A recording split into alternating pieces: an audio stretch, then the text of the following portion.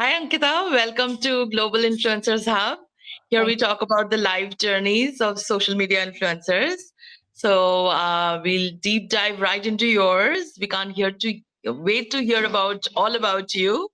So thank you. let's talk right from the beginning as to start from your childhood. We are here to listen to all your stories. Okay. I grew up in Assam and Bengal, and that was really interesting because the first 9 years of my life, even though I was born in Assam, we moved and then I was in Bengal for the first 9 years. And I was in a convent school, which I absolutely loved. I think a lot of my core beliefs, my love for Christmas, all of that stems from, my experience in the convent. And then I went to a co-education school, which was also very interesting, very different from a convent school. But then I think I made friends for life in that school there, and I came to Bangalore only when I was 17 for my engineering. So pretty much grew up in Assam and Bengal. Okay. Nice. So which convent was that? The school was called Nirmala Convent School. It's one of the nicest convent schools even now, and it was Okay. really lovely. It was I think a lot of experiences there. I still remember the way Christmas was celebrated, the discipline that we were expected to, My goodness. Yes. Yes. right? Yes, yes, of course. The reason why I asked is because I also Did. belong to a convent school in Bengal. So that's why I asked Oh, which you convent which part school of was this. Mine was Auxilium Convent. I know Auxilium Convent. I went to Auxilium Convent for a year too in Oh, Siliguri. oh, okay. Mine was in Dum Dum. Okay, yeah. So I went to Yeah, Auxilium yeah. for a year, then Yeah, Nirmal. so we know the kind of discipline that you have to go through, Yes. The the convent education is Yeah. absolutely Yeah. Yeah. wonderful. Yeah. And so how long were you in Assam? So you grew up in Assam, you were born in No, Assam or in I was Bengal? also born there, but when I was 9 months old, my parents moved. There was a lot of disturbance there because of, a lot of Yeah. political stuff. And then we moved, grew up in Bengal, where a lot of Mhm. family, a lot of friends were there. So it was really fun.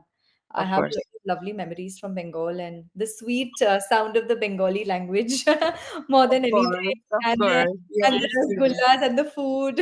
yes, yes.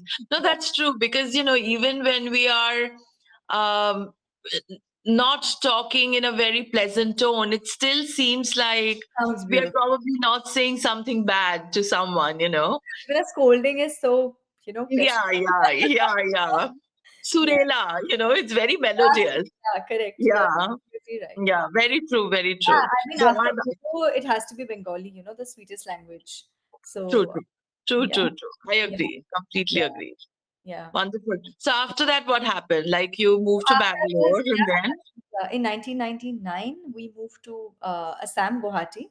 And Guwahati was a bigger place than Siliguri. It was more developed. It was more advanced. It still had that small town feel, but it was a lot more expanded.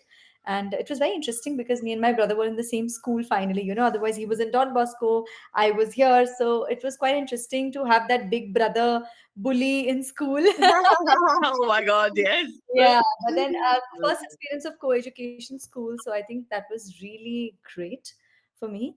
And I still remember how warm the teachers were. And the most interesting part is the school was called Maria's Public School, and it was named after Maria Montessori. Okay, Okay, and okay. I later became a Montessori educator. I know. How interesting is that? Yeah, so How that's really interesting. interesting. Yeah, it's So kind of where is your passion for, working with kids I've stuff? always loved children. I still remember I would volunteer and babysit all of my cousins. And even though they were really young, I really didn't mind spending time with them and taking care of them. So I think I've just grown up with love for babies. So Hmm. that's been there. But honestly, I always wanted to become like a doctor or do something related to biology. I never really thought I would become an educator, but I did see myself on stage as a trainer giving talks, but not as Mhm. an educator. So that's something that happened only in adulthood when my niece was born. And at that point, I was exploring what I really want to do, and I wanted to change my field. And I think it just happened at the right time where I picked up a book. I saw everything that was written in the book happen right in front of my eyes, and I'm like, the world needs this information. And then I got into education. Wonderful. So, Yeah. what was your background? You were in engineering, you said, yeah? So I came to RV College in Bangalore for my engineering in 2007. So I was here for 4 years, and then I got absorbed into GE Healthcare, which was Mm. a bit funny because they didn't let me do any bit of healthcare or any bit of biology there. I was actually taking care of the factories. So I God, was okay. the job of a industrial engineering Mm. pass out or a mechanical pass out. So I had to basically learn on the job, and it was one of the most fantastic experiences because I got absorbed into their leadership program. And what they make you do in the leadership program is rotate you across different manufacturing units and divisions of the Mm. company, and you get to work directly with the leadership. And they Wow, don't need you that to is be amazing. enough data. That's So amazing. uh, Yeah. there I got exposed to a lot of beautiful trainings in the US, in China, everywhere. We were traveling extensively, and every 6 months you're basically working on different projects. So the pace at which things were moving, I loved that thrill. And I Of course, realized of that, course. yeah. And so for me, I realized then that okay, I love speed. I love working. I really don't mind working even Saturdays and Sundays. And fresh out of college, so much Of freedom, course. travel, Yeah, yeah, yeah. and Yeah. so much responsibility. I think that is something I loved, the thrill of it. Wonderful. That's Yeah. wonderful. Well, I'm glad that you talked about speed actually, because most people don't align themselves with speed. They're like, how much can I not work at speed? So, Yeah. which is true. Now, from that to transition to Montessori, how was that? So then I got married, and I actually had planned to continue with G, but the office was 2.5 hours away. And in Bangalore, you don't do 2.5 hours away. And that's one way, by the way. So that Yeah. typically Yeah. Oh my goodness. more than 4 hours on the road, because see, after being groomed for a leadership program, they couldn't have given me a simplified role. They had Of to course. move me to the leadership platform. And I think I wanted something more flexible, and something that also allows me to spend a little more time at home or be around my husband at that point. And I always had this at the back of my head that whenever I quit, I'm going to do something of my own. Of So I course. started my training to become an image consultant, and I became a soft skills trainer. I did my train the trainer, I did my image consulting. I think that itself was a transformation for me in the way I presented myself, the way I spoke, required me to network with so many people, and then finally got into training. So I went back to the companies I worked with, I trained their employees, which was interesting. Fantastic. Yeah. How fun. Felt like life is coming back a So full they circle saw you in a different light as well.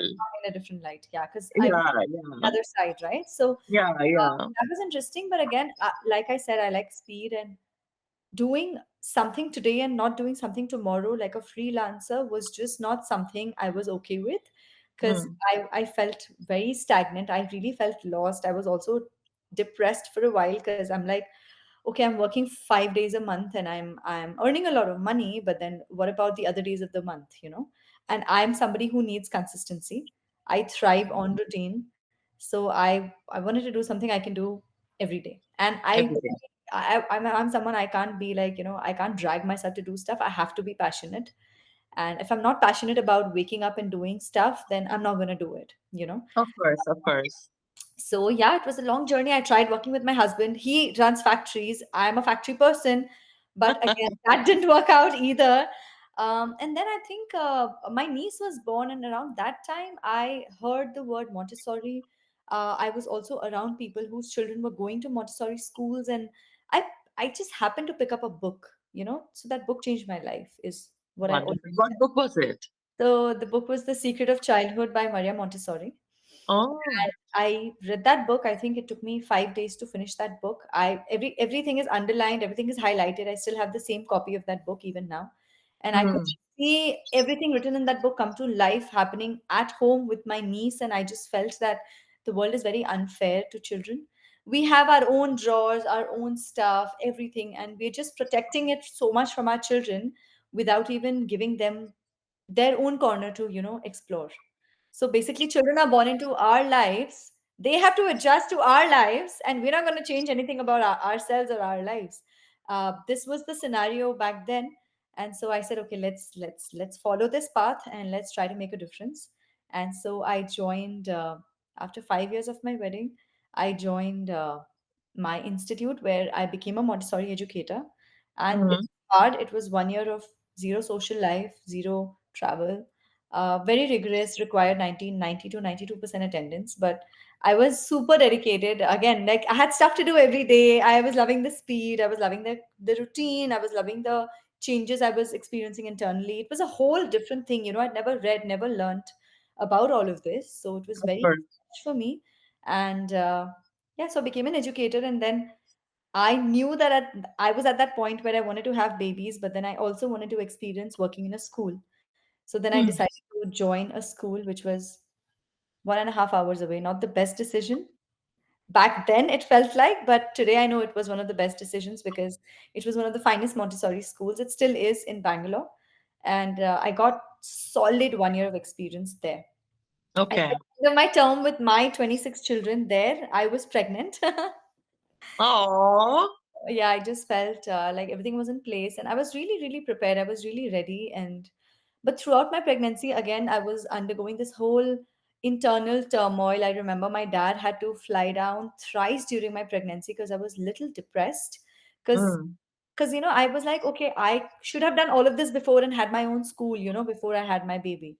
Because now, how will I balance motherhood and career? And now that I knew what I was passionate about and I knew Mm. what I had to do, and at that point, Instagram wasn't really something I was doing, right? Because I was working in Right. school, it was a conflict Right. of Right. interest. So I was lost, but then there was like, okay, I'm gonna just be in the moment. I'm gonna have my baby first, take care of her, and then figure out, it's gonna figure out. So I had hope. Uh, and then she was born. 3 months later, COVID hit, and the world went online. And that I think was a blessing in disguise for me, because when she was 5 months old, I launched my online classes. And Wonderful.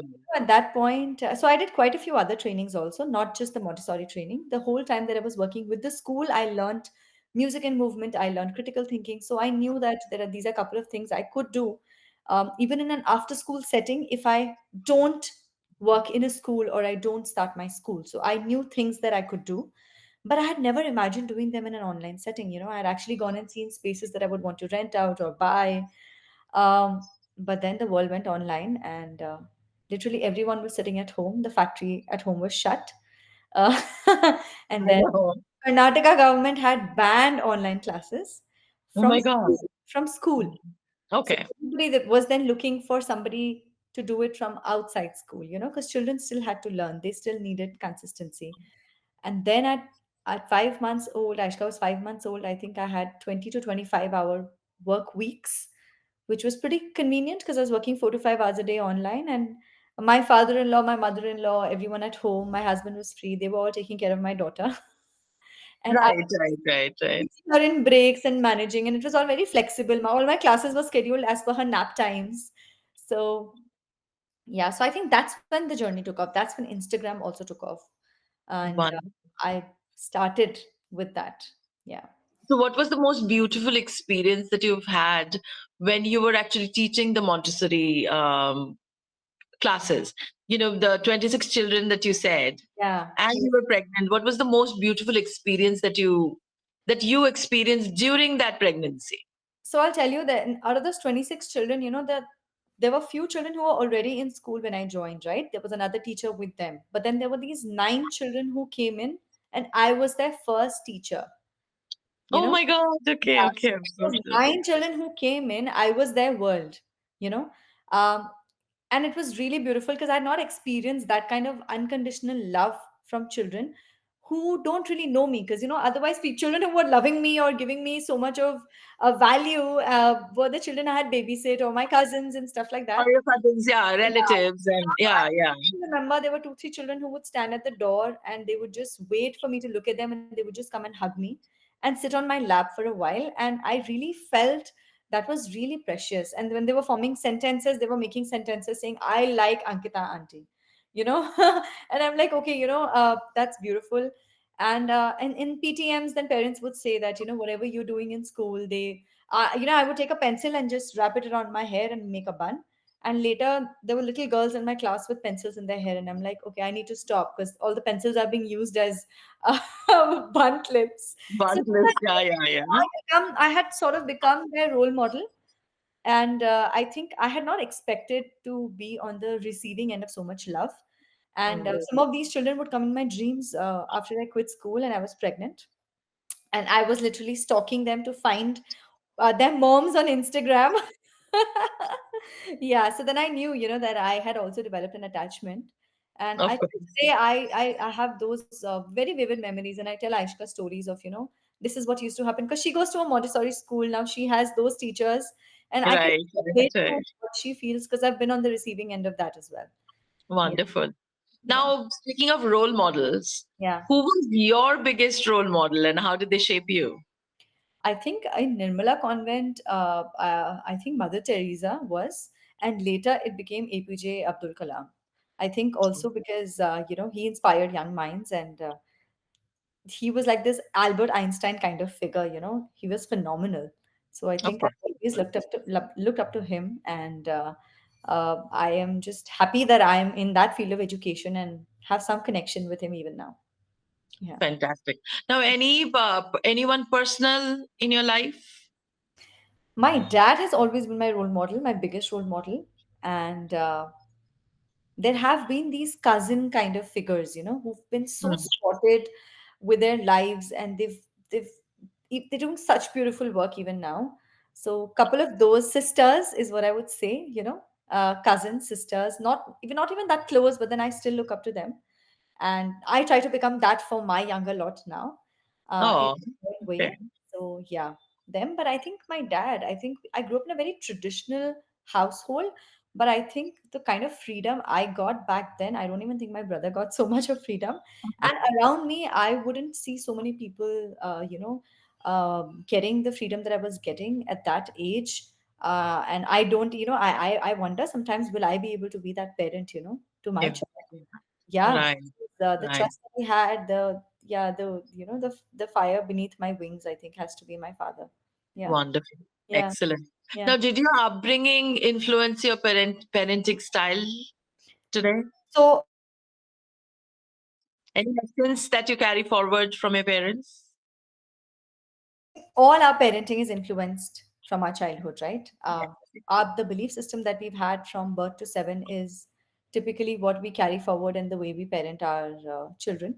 So I think I really saw a very balanced family, but I also saw a lot of hardships. The time that I was in Siliguri, the first 9 years, my dad was pretty much traveling for work, and Hmm. we would visit him, and that's when we moved to Guwahati because we all wanted to be together. So I pretty much saw my mom take that leadership role and handling everything, and I don't remember her complaining much. And I remember me and my brother used to have a lot of fights, but I think she had this beautiful natural flair for it. She would balance it really well. And even now she says, like, it's so difficult for you. When I look at you, parenting looks hard. But for me, it was really easy because it was just functional. It was not sit on the dining table to eat. It was basically let's sit together and eat on the floor and eat. Whatever works, right? Right, right, right, right, right. Well, also, I think there was a very beautiful support system that she had. She built around her. She was going out a lot. She was taking us everywhere with her, and she just made it look easy. Yeah, Wonderful. That is amazing. That is amazing. yeah, At yeah, times we can't even think that yeah. way. I mean, I've always had to have a nanny for some reason. Mm. you know. So of course it wasn't as organic as it could have been probably. Yeah. So But now yeah, that's I have a amazing. nanny for my child too, and the nanny is obviously doing a lot more of my work than my child's work now because when I step out, safety is one of the reasons why we need to have somebody, right? But I Hmm. feel back then I don't know how they did it, but also I think I saw the sacrifices very clearly.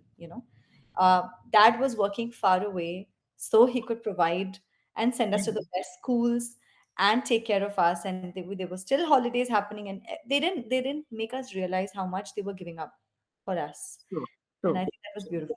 Yeah. So if you could relive one childhood memory, which one would that be?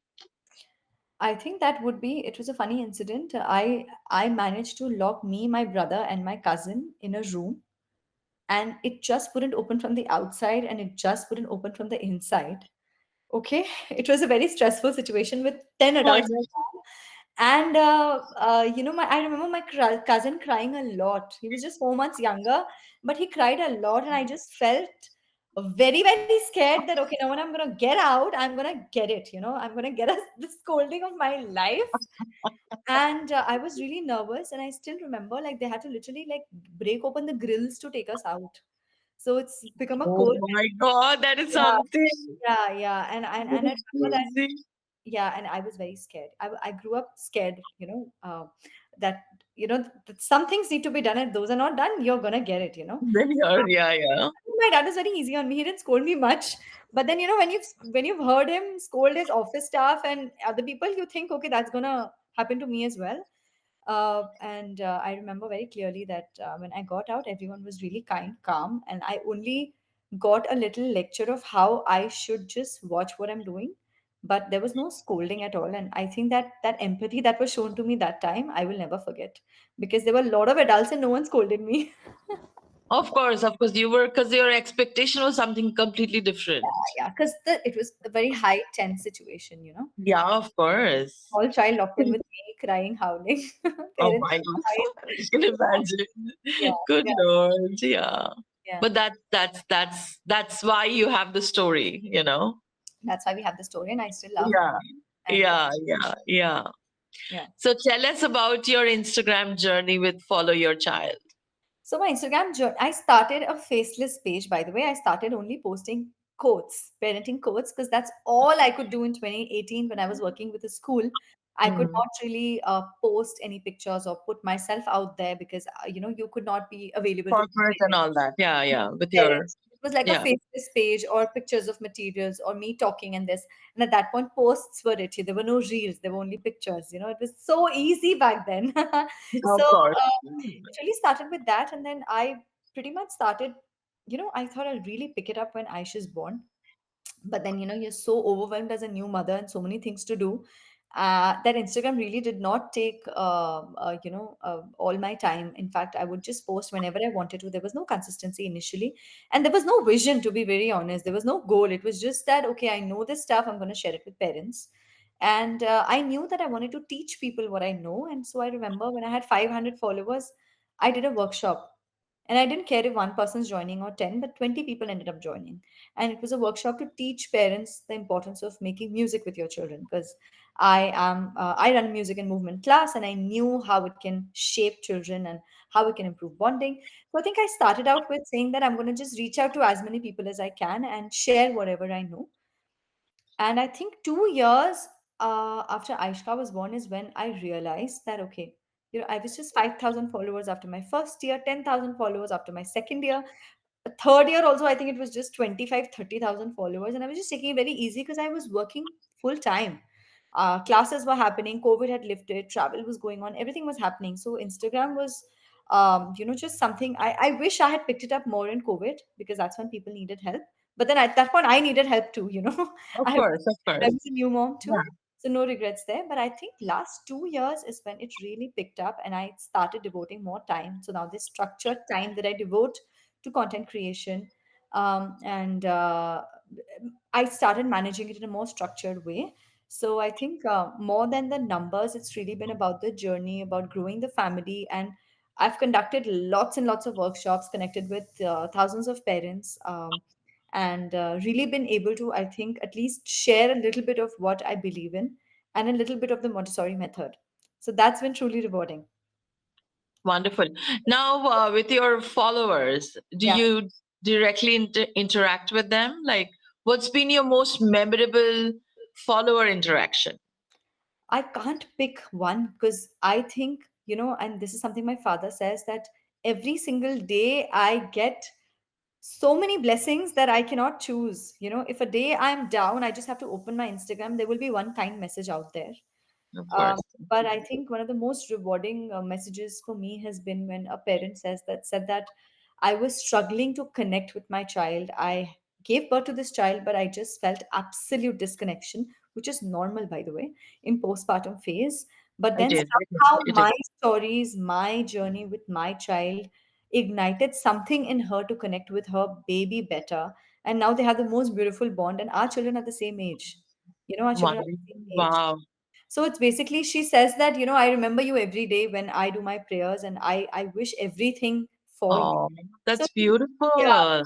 so it's That it's is very touching. That is absolutely very touching. yeah. So So that I'm so glad that that this platform worked out so beautifully for other moms as well, and not just moms. I think moms. It's just so informational because a lot of people don't even know like what women actually go through yeah, during the postpartum. When you talk about like disconnection with your child, normally people will be like, what are you talking about? How is that even a possibility? yeah, You yeah, know yeah. so, absolutely wonderful. So, how do you balance being a parent and a content creator? There is a lot of balance required. So it's basically scheduling. That's the only thing that works. Because otherwise, content, it's on your phone is basically your tool, right? It's your office in a lot of ways. So you True, can just get into literally. work mode very easily. But to kind of be conscious, saying that this is my time with my child, and there's only so much work I'm going to do, and then the rest of the time is with her or with my husband. And I constantly take phone breaks. I put the phone in the drawer, and because I feel otherwise I'm just going to be working all day. So Oh, scheduling and really planning it. I have an Excel sheet for everything. I have a schedule for everything, and I ensure that if on a single day, I try to finish most of my shoots. So I'm not shooting every day. Stories, of course, have to go out every day, but I think most of my content otherwise is now I'm a very balanced person. Honestly, there was not much balance happening earlier, but now work has picked up a lot. I feel if I take a break for 2 days, there will be repercussions, because then there will be a lot more to do the other 2 days that follow after. So now it's clear cut plans and journaling and clear cut Excel sheets, printouts, pasted, saying these are things that have to happen daily. That's the only way it a works. lot more structure, basically. Lot more structure, lot more A routine. lot more structure. Yeah. Yeah. Perfect. So, Yeah. what is that one parenting tip that you swear by that you think that every parent should know? I think saying yes more often. It can be a game changer. I think we are stuck in a no loop with our children. But tell me, how will you like if someone's saying no to you all the time just because All they're the older? time. Yeah, yeah. True, true, So true. I think just coming from a place of understanding, love, empathy, and not control, and that's very difficult because our parents had a lot of control, right? Parenting back then was very different. We were Very, disciplined. very. We were disciplined, right? But now to be able to say that, what, do I really need to fight about this? Can I just say yes? Or at least saying yes for now.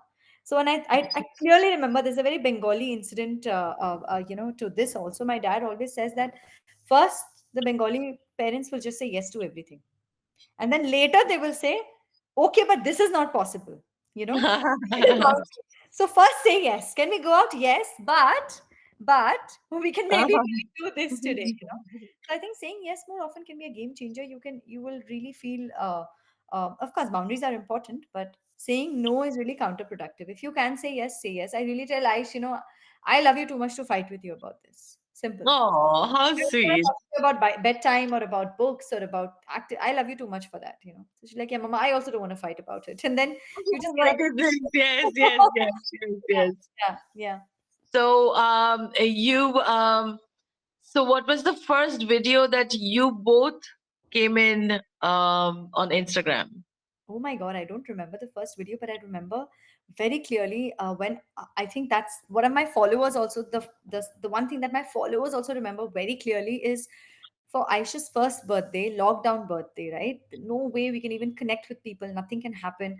Not lockdown per se, but very peak COVID. I did like a 30-day birthday countdown for her. So Oh every single wow. day there was an Okay. activity that I set up for her. There was a balloon that said 29 days to go, 30 days to go, 28 days to go. And it was just that every day we took out that time to do something with her. And that whole 30-day journey, I think a lot of people have then continued with their children. So the birthday countdown, it was like a ritual that I started. I still do it. Now it's not 30, but it could be four things that we are doing before her birthday. We don't do birthday parties. We haven't done a single one. We only do vacations. Okay. Yeah, so for the first 5 years, we've only done holidays with our family, with my parents, with my husband's parents, with the child. And I think the videos of those 30-day countdown, people tell me even now, how did you do it? And I was like, I have absolutely no idea, but I did, you know. And a lot happened during that journey. She started crawling, she started standing up, she started walking. It was all like a rapid phase of milestones happening. And then she also started talking, so a lot of memories there. Yeah. Oh, wonderful. So what was that one video that when you thought that, oh wow, that's like the aha moment, that okay, this is where now I can focus on this? Hmm. Okay. I think that one video that very organically I shot and I never thought it would get so much traction was me just coming, and it was not even a talking video, it was a pointing video. That, remember that phase, everyone was just pointing and text would come. It's happening now too, but then now it's a little bit more organic. So I did a video on boundaries that I have with other people, Okay. and I live in a joint family, so boundaries that I have with everybody in general, and for the sake of better connection with my child. And I think that reel went viral, madly viral, 4 5 million, I remember.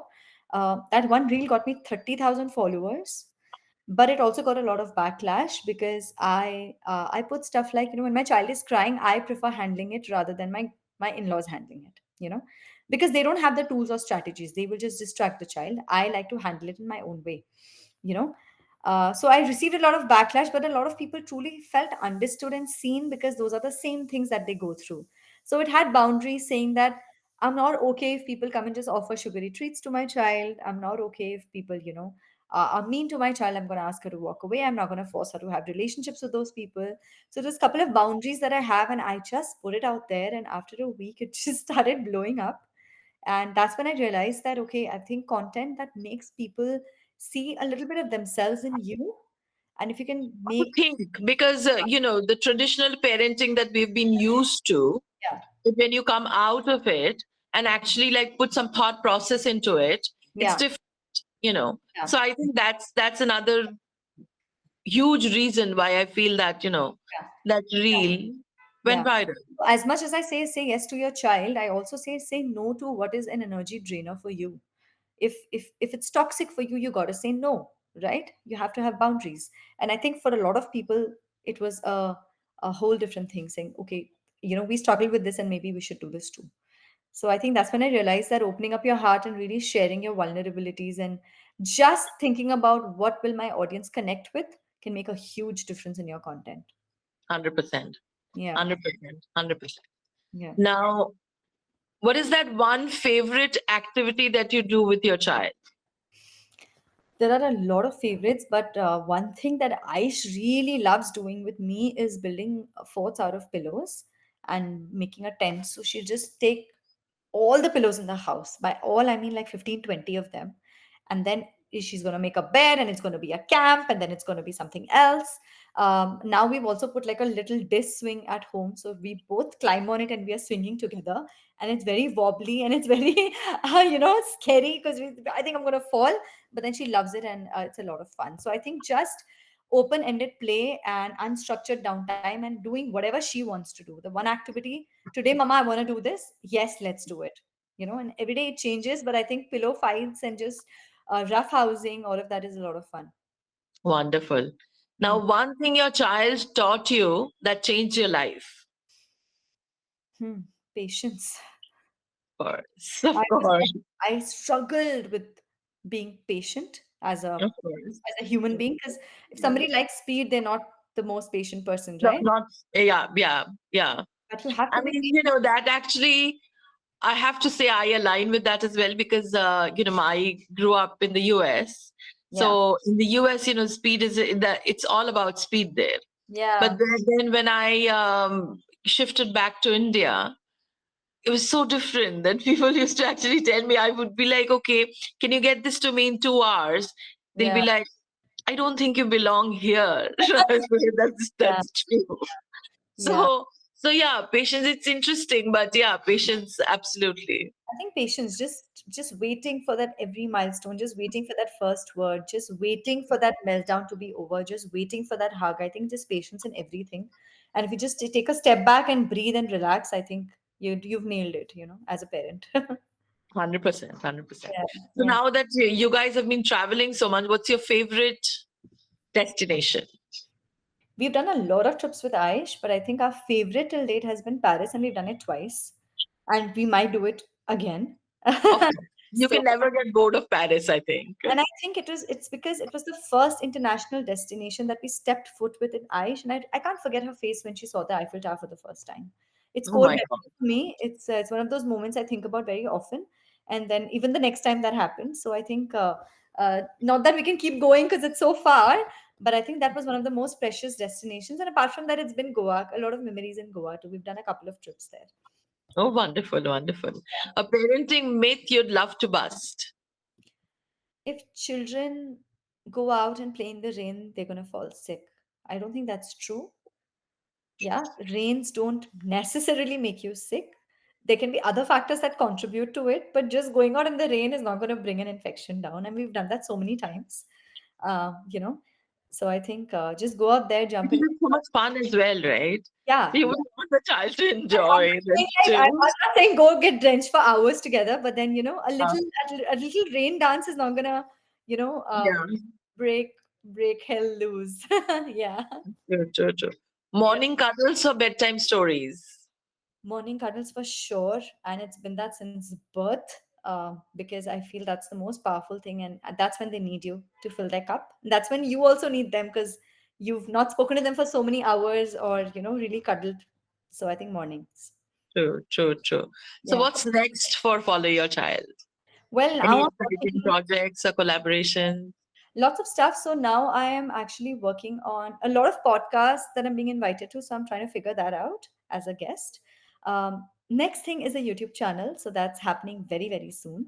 And the most exciting thing is a lot more. So I've done a lot of courses over the last 4 years, but there's been like I've done them online and then they haven't really recorded them. So a lot of people, when they want to come back to this and I'm not doing it live, there's a disconnect there. So just kind of putting all the courses together in a platform, because that's the ultimate goal. That's why I started the page, to help people and provide them the information. So just True. structuring it out there so it can benefit parents. That's the, Wonderful. Now, yeah, if you had to write a book on parenting, what would the title be? the great Indian parenting adventure. Fantastic. I like it already. Yeah. Fantastic. So, what's the legacy you want to leave behind through your parenting journey and online presence? I think the legacy that whenever I picture people talking at my funeral, and that's something you should do, because then the impact you've made in life. It will be probably that I've been the first teacher to many children because I have babies coming as small as 4 months and 5 months to my classes with their parents making music. So probably remembering me as the person who helped them bond with their child through music, and perhaps somebody who made parenting easier for them, and somebody who kept Wonderful. it real.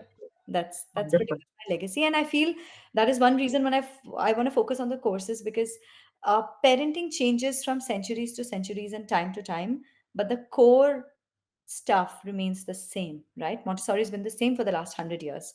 So if I put it 100%. in a platform where when Aishka becomes a parent and she can access it too, I think that will be my biggest parenting win. Oh my God. Yeah, yeah, totally. That Yeah, would be, yeah, that's amazing. yeah, Absolutely. yeah, So, yeah, some rapid fire. yeah. Okay. If you could swap lives with anyone for a day, who would it be? Shah Rukh Khan. Ah, I lovely. just want to feel I just want to feel how getting It so feels much like love and being larger than life feels like. And he is larger than life. he is, absolutely, Yeah. absolutely. He's Yeah. my favorite as well. Yeah. Yeah, no. Favorite childhood snack? Pav bhaji. Go to comfort movie? Three Idiots. Your child's funniest one liner? Oh, she often says she's grumpy in the morning. So she's like, Mama, why do we say good morning? You know? Can we say something else instead? Oh, early bird or night owl? I love my peaceful mornings. I was a night owl, but now I'm an early bird. One song that instantly lifts your mood? Mm. Hakuna Matata? Okay. Yeah. A trend you'd love to see come back? Mm. I think I saw this really cute trend on Instagram where people were telling their child to take the video of them dancing, but actually what was getting captured was the child's reaction. I didn't do that with Aish. She was too small to, take a video at that point. So I would love to see that Instagram trend come back. And in life, the trend I would like to see come back is reading more books. True, true, true. So Yeah, I think we've forgotten that almost. yeah, Almost. Yeah, yeah, true, true. So yeah. what's your guilty pleasure when your child's napping? Oh, my child doesn't day nap. So when she's but she sleeps really early. She sleeps 7 to 7. So literally my guilty pleasure is just taking that cup of green tea, finally watching like a nice, anything nice to watch, because I'm not watching too many things when she's around. And also me and my husband go on evening morning walks after she sleeps as a ritual. So those are the three things that are non-negotiables for me. Oh, nice. Hmm. So if your life were a movie, what would the title be? Hmm. That's very interesting.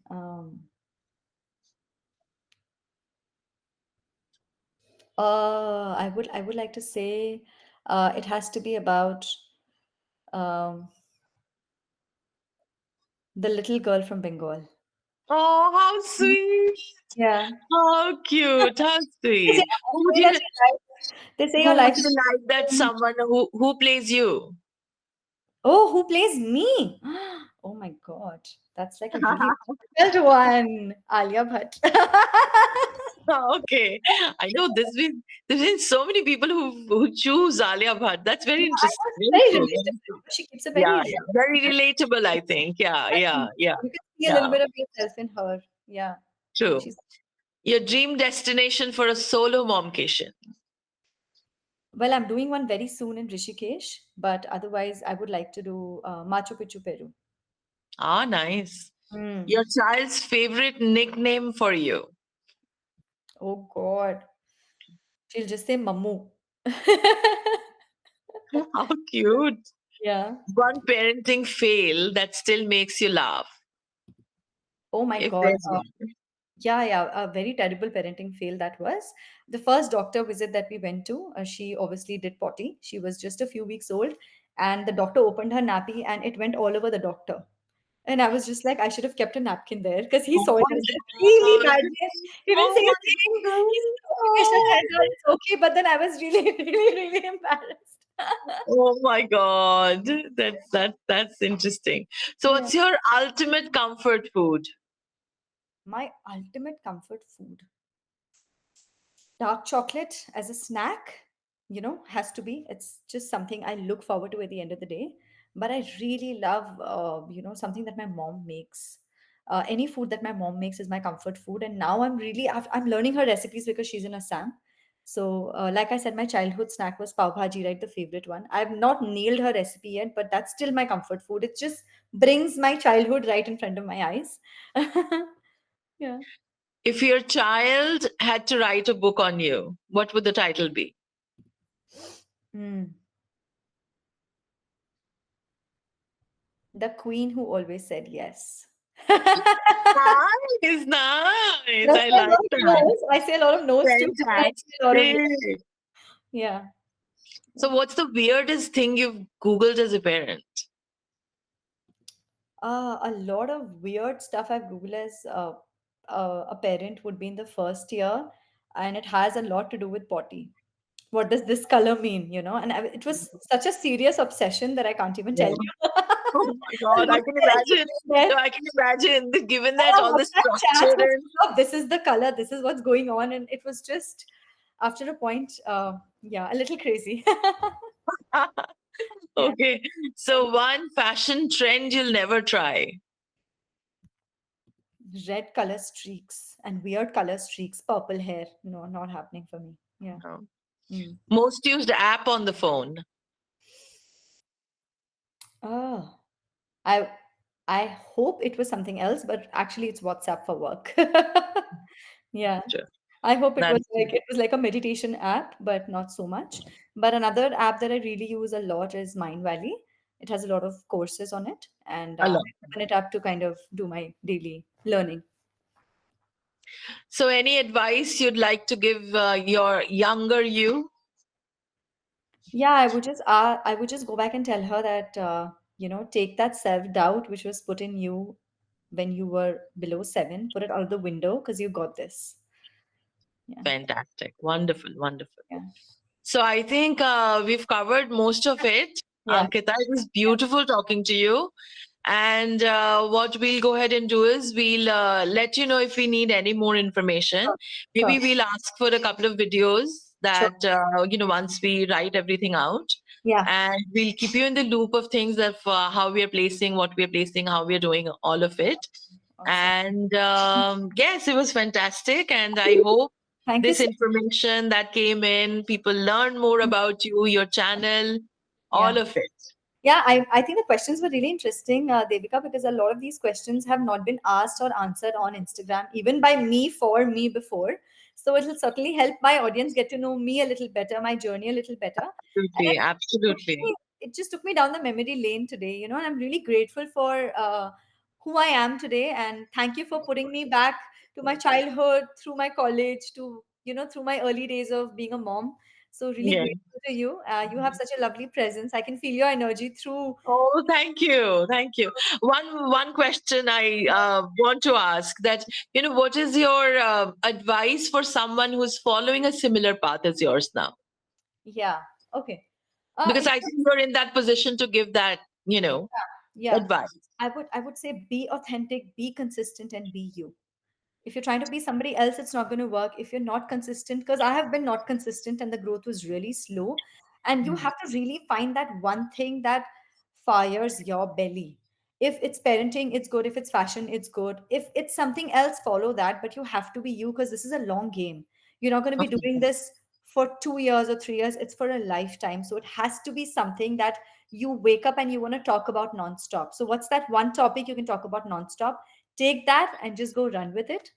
And yeah, just trust yourself. Wonderful. Yeah. Fantastic. It was lovely having you over, Thank you. Thank Ankita. you. Yeah, thank All the best for everything in you life. so much. Thank you. Thank you, the other guys who are here. Thank you, Yes. Dad. Bye. Take All care. right.